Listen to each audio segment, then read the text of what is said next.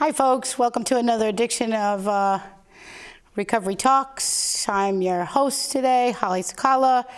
I am a person in recovery, and what that means for me is I have not used drugs or alcohol since March 15th, 2003. And as a result, my life is a lot better. Today my guest is Normajean. And why don't you introduce yourself to folks at home?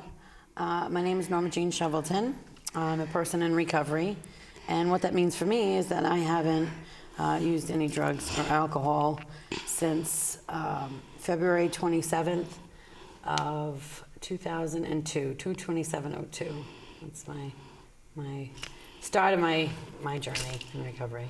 Great. Well, thanks for being here today. Glad to be here. Me too. Thank you for having me. Good. So, in this show, we just want to tell people a little bit about recovery, about the people in recovery, about the benefits of recovery. So, how about you tell us a little bit about how your journey started? My journey started, basically, I was, due to my active addiction, I was incarcerated and mandated through the courts to go into a residential treatment facility where I was very resistant to that. Just a little bit? I was very resistant to that. However, I waited out. I said, okay, well, I guess I'll go to treatment. And I went to treatment, and I learned there that I have the disease of addiction. And that's really where it started. Big light bulb for going me. off for you? You know, it was like, oh, I wasn't morally deficient. Oh. You know, oh, I'm not just a terrible person, you know, which is what I was believing, that I was just this terrible person, that I was just gonna, you know, die from the horrors of active addiction. And that's what I believed. And it's the way it was back then. So treatment gave you a little light of hope, shall we say? It did. I learned that I have the disease of addiction, and I learned that there is that recovery is possible. You know, I learned that recovery is possible, that there's a better way for me to live. I learned that with some support around me, I was able to kind of digest this idea of having the disease of addiction? Really, just to kind of, you know, remove myself from being engaged in all that addiction entails. You know, we don't need to go into that. All those lovely... But to be removed from that, to be in a place where I had supports and I was learning about how to be social, learn how to take care of myself, learn how to express what my needs were in a healthy way. A lot of times that's the reason why we use, is that we don't know how to express ourselves. We don't want to feel anything that doesn't feel good. Yeah. And if it feels good, we want it all the time. There's no moderation. Yeah. You know? No, not in my experience. So, so, you know, so what you're telling me is that, you know, you weren't necessarily volunteering to go to treatment, but you did have a positive experience after going. Very much so. And so after treatment, then where did the journey take you? The treatment center that I went through was set up to, you know, the last phase of the last month that you're there, which is like the third phase of treatment. You could go out and do like a work search, and that was all very scary for me too. They taught me, I took a vocational class there where they taught me how to take an interview. They taught me, you know, they taught me a lot about how to live like a normal person again. So a lot of life skills. A lot of life skills, a lot of learning how to feel good about myself and to have boundaries and that sort of thing. And so I went out on work search and I got a job, and then I transitioned from there into a recovery house, a supportive recovery home, which back then they were called sober houses. Yes. So I went into a sober house. And that provided me with a lot of structure too. So it was the perfect transition for me, you know, to go from being kind of closed in where I couldn't leave on my own. I was very closed in, and it was recovery, you know, learning, going to groups every day and all that. Intensive treatment. Very intense. And then going into having some freedom, you know. Was that a little bit scary? It was. It was scary. So I did intensive outpatient counseling, and I went to a lot of 12-step, you know, self-help fellowship meetings at night. I did that at night. I worked, and I went to intensive outpatient. So I was able to accumulate a significant amount of time away from Active addiction. active addiction. So you got yourself some recovery time. I did. I built up supports through the meetings and through counseling. Then I celebrated a year clean, which was big turning point for me in my life. So a year without drugs or alcohol. Huge, Huge.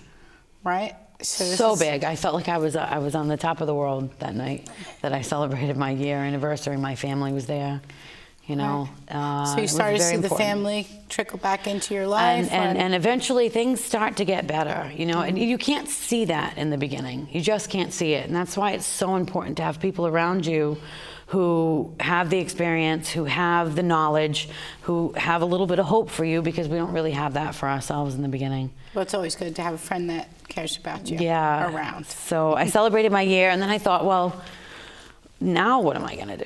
You know, now like I got the staying away from active addiction. I'm maintaining some long-term recovery now. I need to think about what I'm gonna do with my life. And they had a program at URI, LEAP, the Learning Enhancement for Adults program. And I went into that Good program. stuff. And that was really big for me because school wasn't very important at home growing up for me. You know, it wasn't something that was important So in my it was life. a leap for you. It was a huge leap for me. I had to like learn how to learn. I had to like teach myself how to study, and it was really hard. I completed that program. Great. You know, which was another really great thing. But I had to get my GED first. I got my GED first. I Yep. went, you know, got my GED, and then went into the LEAP program, and I finished the LEAP program. I got the scholarship, Feinstein Scholarship, and went to school at URI. And then I got all my certifications, and I've been working in the field of substance abuse and chemical dependency for the past 10 years now. Wow. I've been in recovery 12 years, and I've been working in the field for about 10. Wow. That's great. So I'm definitely a productive member of society today. That's what we like As to hear. opposed to 15 years ago, where people probably wouldn't want to look at me or be near me. I wanted to be invisible, you know. I think a lot of people feel like that out there. So, but now that you are in recovery, you know, I'm kind of wondering, so you say you work in the field. What is your primary role in the field now? And what was it as you were coming up through your journey? So it's funny because I kind of went full circle. I went from, well, let me just backtrack a second. After I completed treatment, my court-ordered treatment, I went into a recovery house and I worked and I did well. I had a relapse.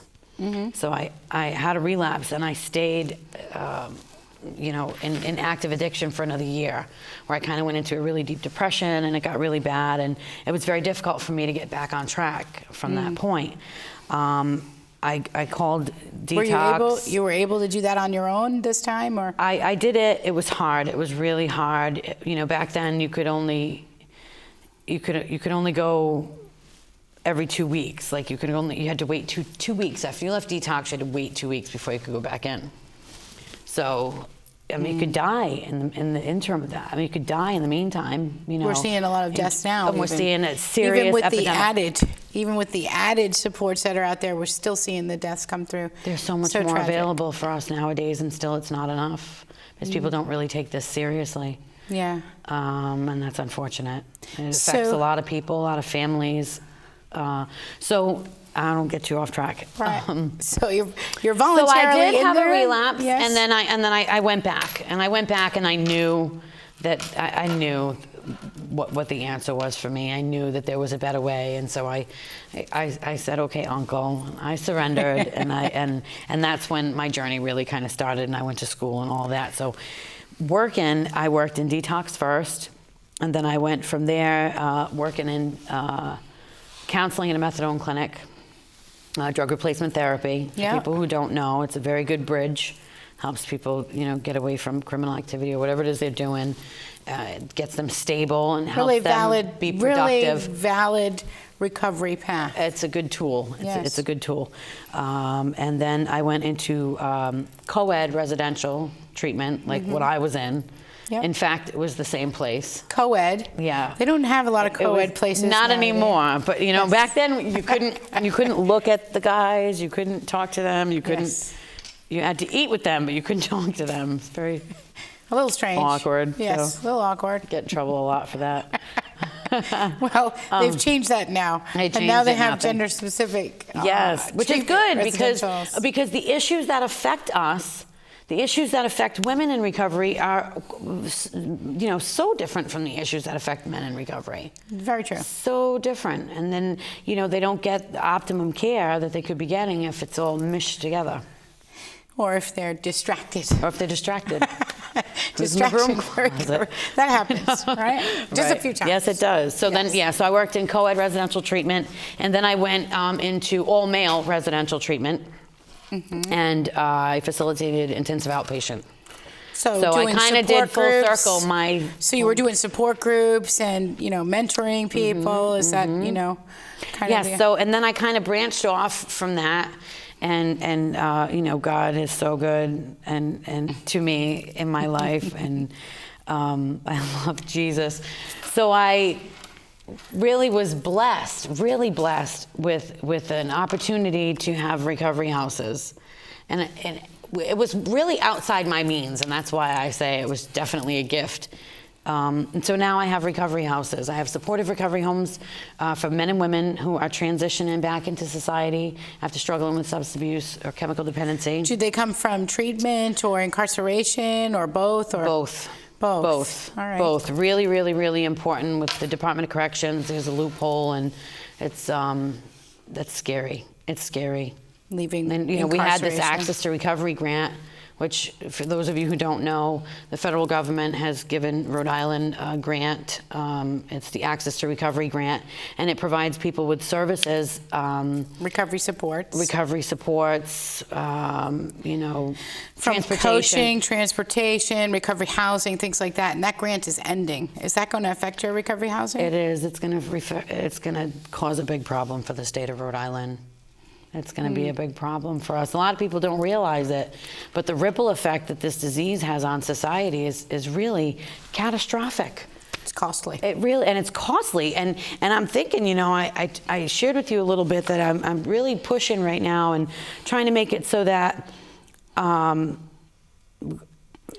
hopefully insurance companies will be able to pay for recovery housing, provided that we can set our standards high. We have a group of people called the Ocean State Coalition of Recovery Housing, and we're a group of people who own recovery houses. We meet so that we can set standards and guidelines so that people are getting the care that they need, so that they're getting the advocacy that they need, and they're getting all the supports that they need. And not just any Joe Schmo can go and buy a house and say, oh, you're in recovery, come and live here. And there's no structure. And there's no protections against the people in recovery coming into the houses. Right. So you're my saying that- houses are yes. very structured, very structured. I do groups, conflict resolution, communication skills, relapse prevention, all the things that are really, really, really important for people, because when we come into recovery, we are very damaged people. Drugs wreak havoc on our bodies, on our minds, and on our spirits. Wreak havoc. We are desolate, we are desperate, we're hopeless, and we're all alone, and we have no trust. Some of us have been abused. We have been subjected to degradation and self-destruction, sometimes for a very, very long period of time. And we really need people who are going to be around us, who are going to love us and support us, who are going to encourage us. Empower us. And empower us, and really let us know that we're not bad. We're not bad, we're sick. And there's a big difference between being bad and being sick. There is. A big difference. And that's what in we hope to society. tell the people at home. That's okay if this is, if this is what happens to you, and you are one of millions of people to suffer the disease of addiction. There is help out there. It comes in many forms and many paths. It's okay to ask for help. That's really what this show is trying to do, is say it's okay to reach out for help. There's others like you. There's others like you that have overcome.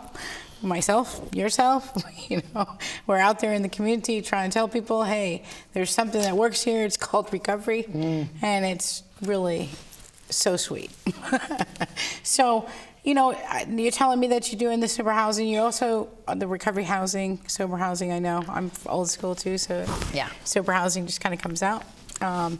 So you're working with this coalition to kind of raise the standards of the recovery housing, make it available. You do have indigent beds at your home as well. I keep indigent beds in my house because I feel like it was such a gift, and God graced me with the ability to be able to help people, that's what I should do. And so that's what I do. So I keep an indigent bed in each of my houses for people who just don't have a way. I was that person that didn't have a way. When I went back to detox that time, there were case managers there and there were people there who reached out to me and said, Normajean, doesn't have to be this way. You don't have to, there's a way for you. Just have a little bit of faith. And I did. And so they, a bed opened. It used to be HUD back then. A bed opened for me, and then they put me in that little transitional bed. Now they have step-down programs in treatment facilities. And I hate to say it, a lot of parents, I think that their kids are struggling with addictions, and your kids are struggling with addiction. You're praying for them. You don't want this for your child. The signs are there. You know the signs are there, and they're so desperate. These parents are desperate, and they're really willing to do whatever it takes so that their kids can get better, and they send them to detoxes, and I think that they think that that's like the cure, and that is not the cure.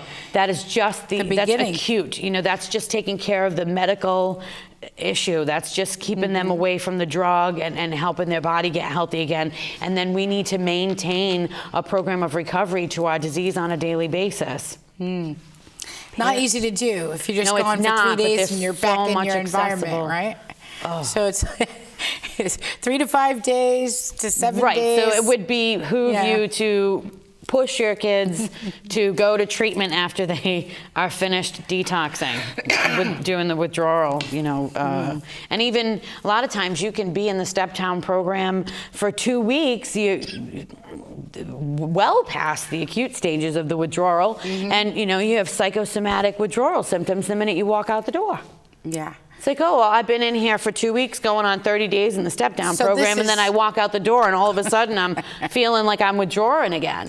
So this is the benefit of the supportive recovery community, whether it be the 12-step fellowship, the recovery community centers, whether it be other fellowships. There's all sorts of different kinds of recovery paths out there. Recovery is out there. Recovery is possible. There are so many avenues and so many different supports available to us through the community. The Access to Recovery grant was wonderful, and now that that's over, we're going to need something. If you think about, they're paying, give or take, $180 a day for people to be in a treatment facility, when they could just be in our recovery houses and do intensive, partnered with intensive outpatient and some other structured groups and the things that we're already providing for people, and it only costs $300 a week. We'd be saving the taxpayers a whole lot of money by that Medicaid extension, just basically covering recovery housing. Makes sense, I'm trying to make it so that that's going to happen. I'm working on it. I brought my idea to the Ocean State Coalition of Recovery Houses, and those are amazing people who are doing so much to help the recovery community, but we can only do so much without, obviously, the financial backup. We can only do so much. You need some community support. We do. Right? Some community support. We do. We have a lot, compared to what it was like when I first started on this journey, but there's a lot more support out there. There's a lot more. Even myself, there were very few supports out there when I was coming up. I know. And I'm so grateful that I see more and more come every day. I really am. So, and that's kind of the reason why we even do recovery talks, is so that people have a way to understand.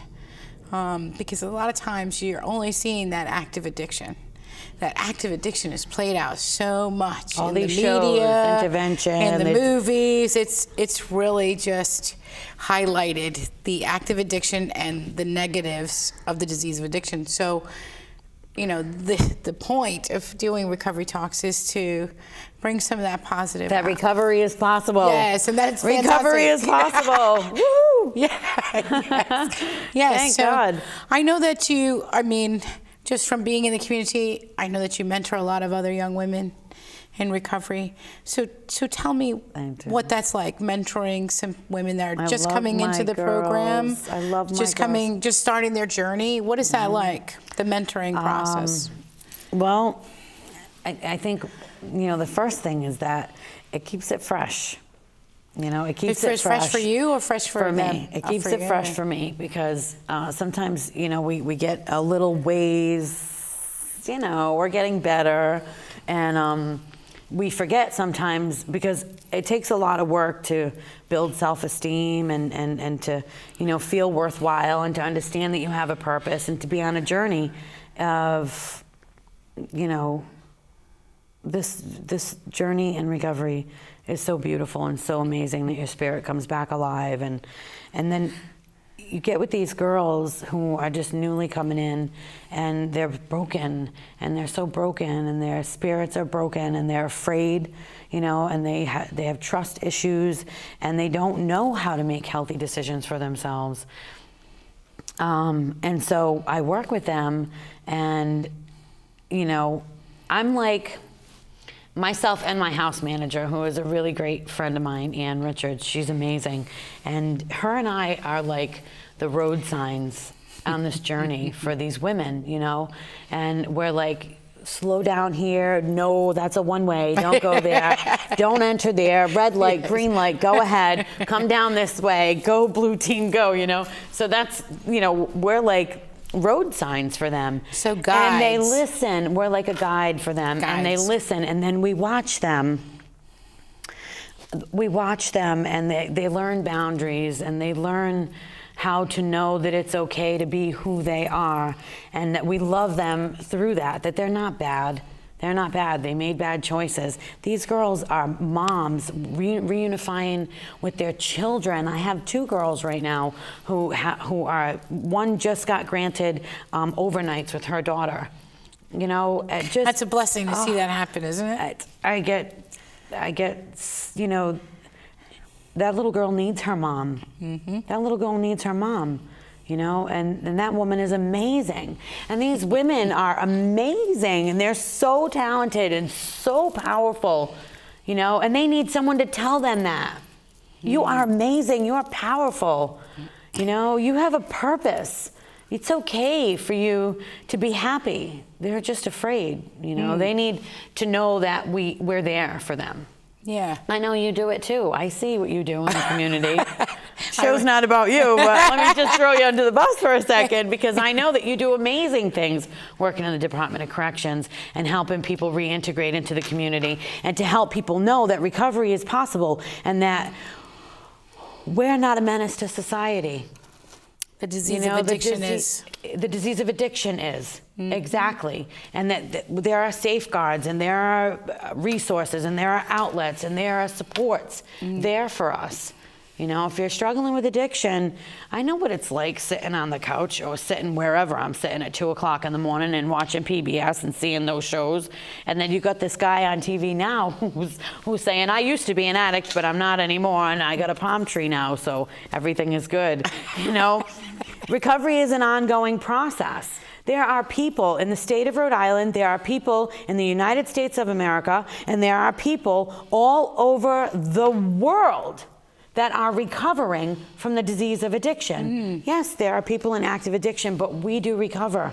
Yeah. We do recover. We become women of dignity. We help each other. We're probably better than your average bear in your community. You see the person that's picking up your trash on the other side of the road? Guess what? I bet you that person's in recovery, because we go above and beyond to do the right thing.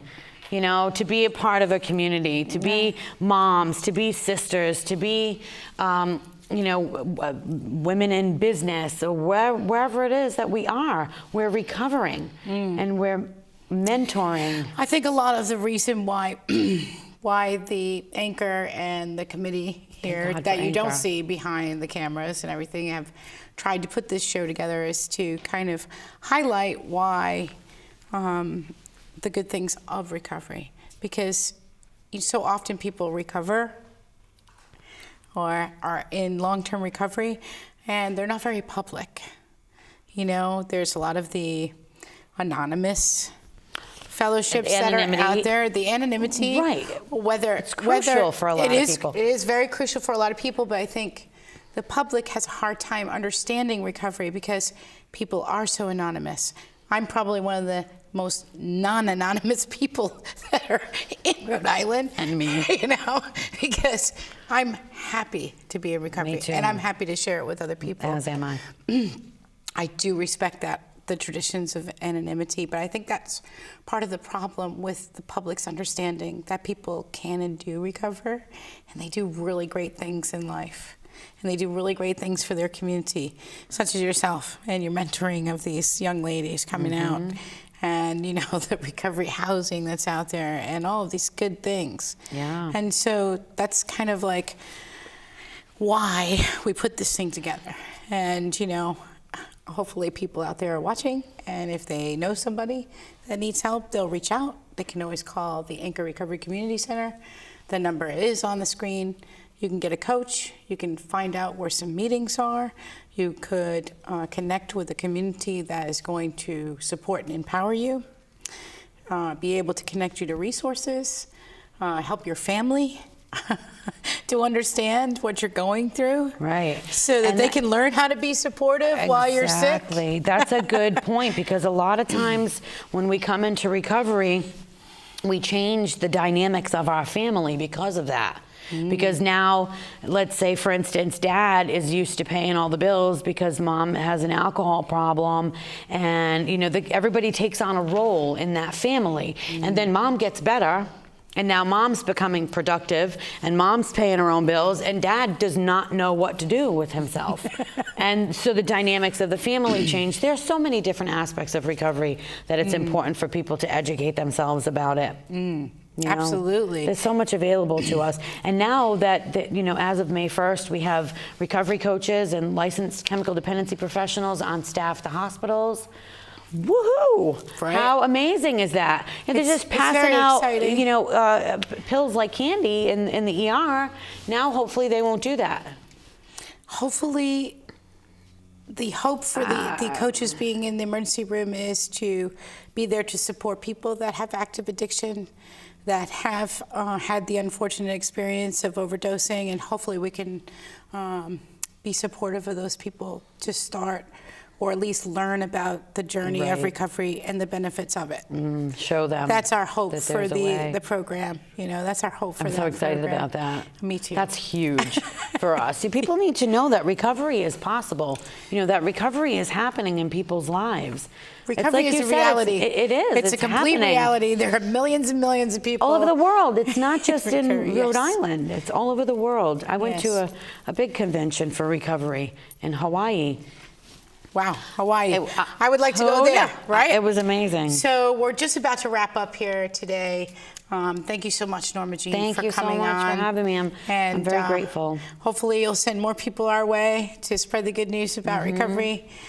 Thank you very much for joining us tonight. Again, if you need to reach out for some resources for recovery, or you need to seek recovery housing, things like this, you can give us a call at Anchor Recovery, 401-721-5100. Have a good night. Thank you. Thanks. So, you think we're okay? I think we did Yeah, I good. think so.